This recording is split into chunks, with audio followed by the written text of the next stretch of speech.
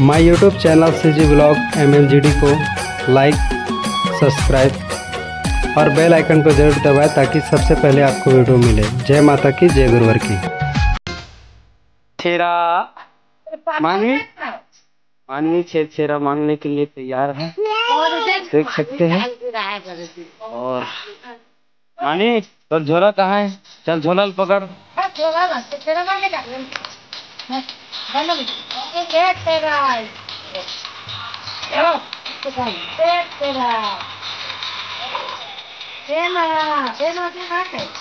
देना हाँ चलता है। अरे दिया छेरा देना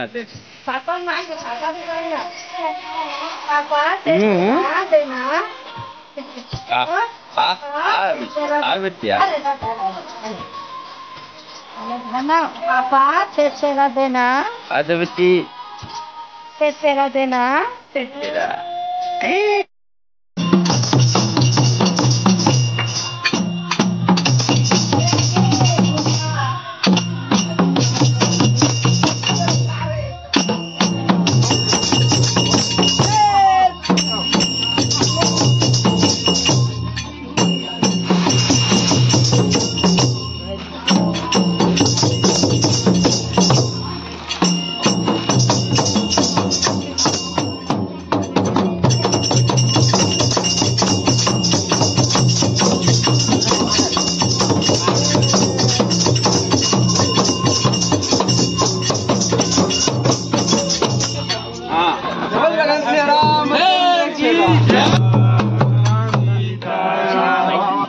सीताराम सीताराम सीताराम सीताराम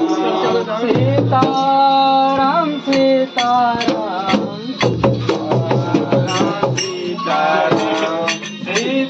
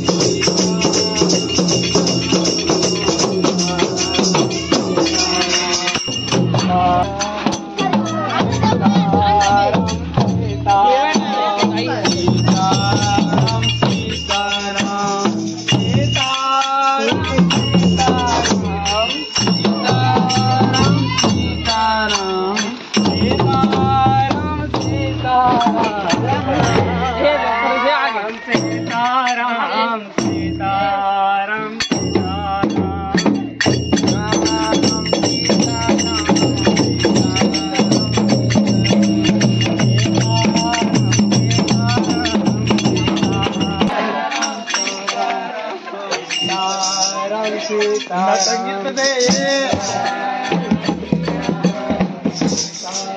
बगाना